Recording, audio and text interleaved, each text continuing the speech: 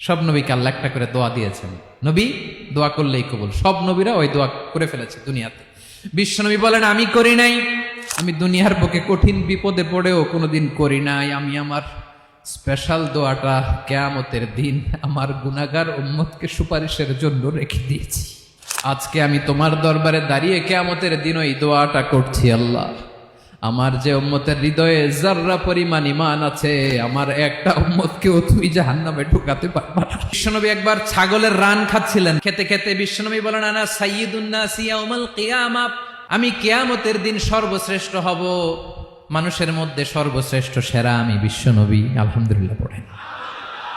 বিশ্বনবী বলেন সেদিনটা বড্ড ভয়ঙ্কর, সেদিন কেউ কারো কোনো উপকারে আসবে না, বন্ধু বন্ধুর কাজে আসবে না, স্ত্রী স্বামীর উপকারে আসবে না, স্বামী স্ত্রীর উপকারে আসবে না, পীর সাহেব মুরিদরে বাঁচাতে পারবে না, মুরিদ পীর সাহেবরে বাঁচাতে পারবে না, নেতা কর্মীর পরিচয় দিবে না, কর্মী নেতার পরিচয় দিবে না, ভাই বোনকে চিনবে না, বোন ভাইকে চিনবে না, বাবা তার সন্তানকে চিনবে না, মেয়েকে দেখে মা দৌড়ে দৌড়ে পালাবে।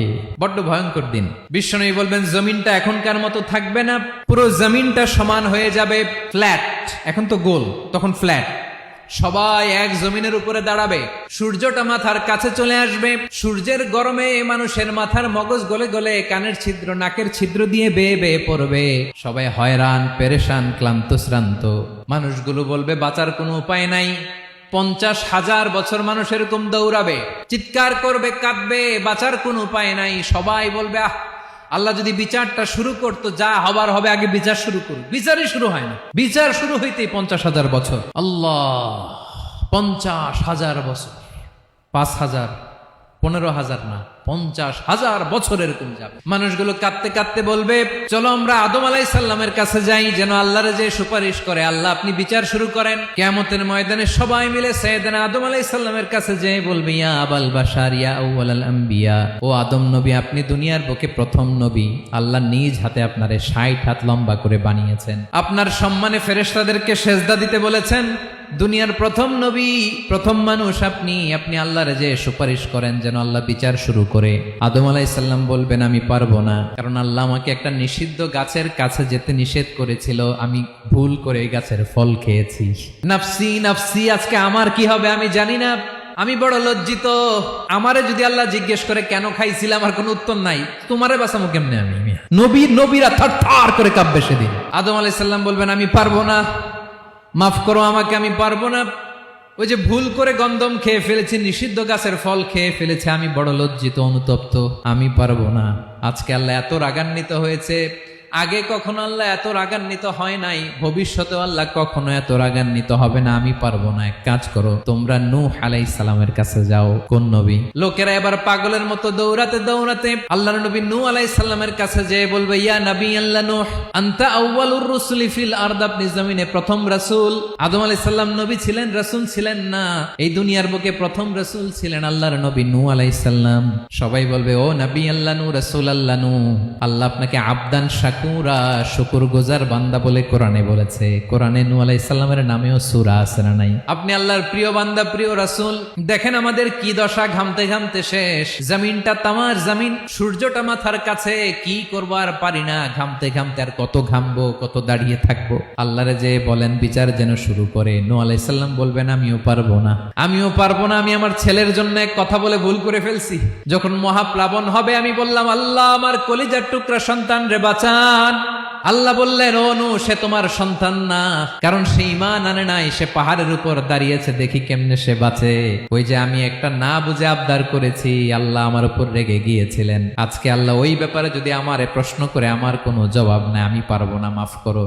তোমরা সবাই মিলে আল্লাহর খালিল ইব্রাহিম আলাইহিস সালামের কাছে যাও। লোকগুলো পাগলের মতো খুঁজতে আরম্ভ করবে, অযুত লক্ষ নিযুত কোটি মানুষের ভিড়ে আল্লাহর খালিল ইব্রাহিমকে যেয়ে বলবে ইয়া খালিলুল্লাহ, ও আল্লাহর খালিল, আল্লাহ আপনাকে বড্ড ভালোবেসেছেন, আপনি কাবা বানিয়েছেন, আল্লাহ আপনাকে বড্ড পছন্দ করেন।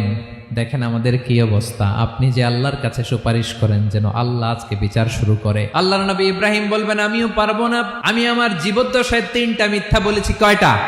আসলে মিথ্যা না, একটু টুইস্ট করে কৌশল করে কথা বলেছিলেন, ওইটাকে হাদিসে মিথ্যা বলা হয়েছে। আমি জীবনে 3টা মিথ্যা বলেছি, জীবন বাঁচানোর তাগিদে কৌশল করে 3টা কথা বলেছি। আজকের এই কঠিন ময়দানে আল্লাহ যদি ওই 3টা কথার ব্যাপারে জিজ্ঞেস করে, লজ্জায় আমি মাথা দেখাতে পারবো না, আমিও পারবো না। আজকে আল্লাহ এত রেগে আছে, আগে কখনো এত রাগে নাই, পরেও রাখবে না।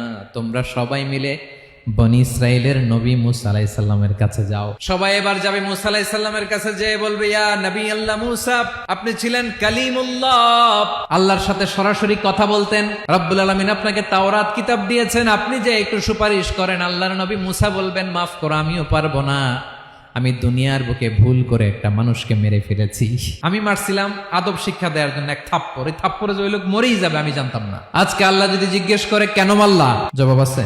ওই লজ্জায় আমি অনুতপ্ত, আমি পারবো না, আমার এই কথা বলো না। আজকে আল্লাহ বড্ড রেগে আছে, আমি পারবো না। তোমরা আল্লাহর নবী ঈসা আলাইহিস সালামের কাছে যাও। কিয়ামতের ময়দানে মানুষগুলো পাগল পাড়া হয়ে আল্লাহর নবী ঈসা আলাইহিস সালামের কাছে যাবে, যে বলবে, নবী ঈসা আপনি রূহুল্লাহ, বাবা ছাড়া আল্লাহ আপনাকে বানিয়েছেন, ইনজিল কিতাব দিয়েছেন, মৃত মানুষকে আপনি জীবিত করতে পারতেন। আজকের এই কঠিন বিপদের দিনে আপনি আমাদের সাহায্য করেন। আল্লাহর কাছে যে বলেন যেন বিচার শুরু করে। ঈসা আলাইহিস সালাম বলবেন, আমিও পারবো না।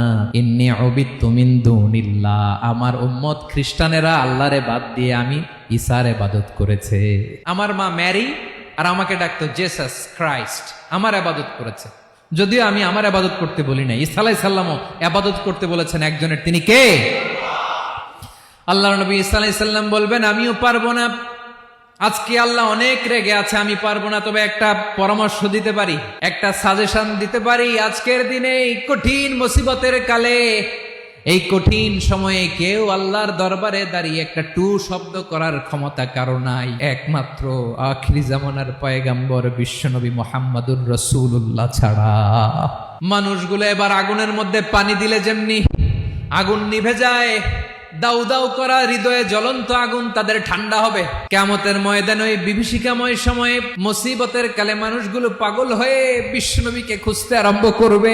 সবাই মিলে বিশ্বনবীর কাছে যেয়ে বলবে, ইয়া রাহমাতাল লিল আলামিন, ইয়া খাতামান নবীন, রাহমাতাল লিল আলামিন। দেখেন আমাদের কি অবস্থা, কি কঠিন বিপদে আমরা আছি, দাঁড়াতে পারি না, সূর্যের আলোতে ঘেমে হয়রান। আজকে কেউ সুপারিশ করতে পারবে না। সব নবীরা অপারগতা স্বীকার করেছে, তারা বলেছে আপনি ছাড়া কেউ নাকি আল্লাহর সামনে দাঁড়াতে পারবেন না, আপনি একটু সুপারিশ করেন। বিশ্বনবী বলবেন, আসো আসো, আজকের দিনে আমি ছাড়া আল্লাহর সামনে কেউ দাঁড়াতে পারবে না। বিশ্বনবী মাকামে মাহমুদে যে আল্লাহু আকবার বলে সিজদায় লুটিয়ে পড়বেন। আল্লাহ রাব্বুল আলামিন বিশ্বনবীকে এমন কিছু চমৎকার শব্দ শিখাবেন, ওই শব্দগুলো দিয়ে আল্লাহর প্রশংসা করে বিশ্বনবী কাঁদতে আরম্ভ করবেন। বিশ্বনবী এমন ভাবে অজর দ্বারায় সিজদায় লুটিয়ে পড়ে কাঁদবেন, রব্বুল আলামিনের রহমতের দরিয়ায় জোশ লেগে যাবে। রব্বুল আলামিন এই দৃশ্য থেকে সহ্য করতে পারবেন না। রব্বুল আলামিন বলবেন, ইয়া মুহাম্মদ ইরফা রাসাক, ও নবী আপনি মাথা তোলেন, মাথা তোলেন, আপনার কান্না আমি সহ্য করতে পারি না। নবী আপনি মাথা তোলেন, সাল তুতা, আজকে আপনি যা চাবেন তাই দেব। নবী আপনি সিজদা থেকে মাথা তুলেন, সাল তুতা। বিশ্বনবী এবার মাথা তুলবেন। যে বিভীষিকাময় সময়ে প্রত্যেক নবী বলেছেন আমি পারবো না, প্রত্যেক নবী বলেছেন নফসি নফসি, আমার কি হবে আমি জানি না, আল্লাহ আমারে বাঁচাও। প্রতিটি নবী বলবে নফসি নফসি, আল্লাহ তুমি আমারে বাঁচাও, আমারে বাঁচাও। বিশ্বনবী মাথা তুলবেন, তুলে বলবেন রব্বি হাবলি উম্মতি, আল্লাহ তুমি আমার গুনাহগার উম্মতকে বাঁচাও। এই দুনিয়ার বুকে রব্বুল আলামিন সব নবীকে একটা করে দাওয়া মুস্তাজাবা দিয়েছেন, মানে যে দোয়া করলে কবুল হয়ে যায় সাথে সাথেই। দাও বিহা, দুনিয়ার সব নবীরা ওই দোয়াটা দুনিয়ায় করে ফেলেছে। সব নবীকে আল্লাহ একটা করে দোয়া দিয়েছেন, নবী দোয়া করলেই কবুল। সব নবীরা ওই দোয়া করে ফেলেছে দুনিয়াতে। বিশ্বনবী বলেন আমি করি নাই।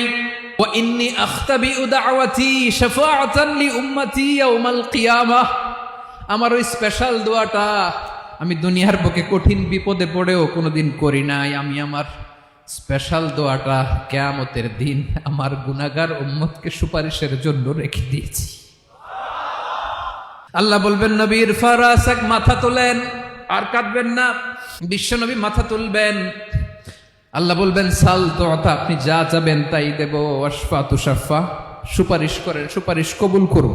বিশ্বনবী বলবেন আল্লাহ ওই স্পেশাল দোয়াটা দুনিয়াতে করি নাই, আজকে আমি তোমার দরবারে দাঁড়িয়ে কিয়ামতের দিন ওই দোয়াটা করছি। আল্লাহ আমার যে উম্মতের হৃদয়ে যাররা পরিমাণ ঈমান আছে, আমার একটা উম্মতকেও তুমি জাহান্নামে ঢুকাতে পারবা না। বিশ্বনবী পাগলের মতো একবার হাউজে কাউসারে যাবেন, একবার সিরাতে যাবেন, একবার পুলসিরাতের দিকে, একবার হাউজে কাউসারের দিকে পাগলের মতো দৌড়াতে থাকবেন, তার কোন গুনাহগার উম্মত যাতে জাহান্নামে ঢুকে না যায়।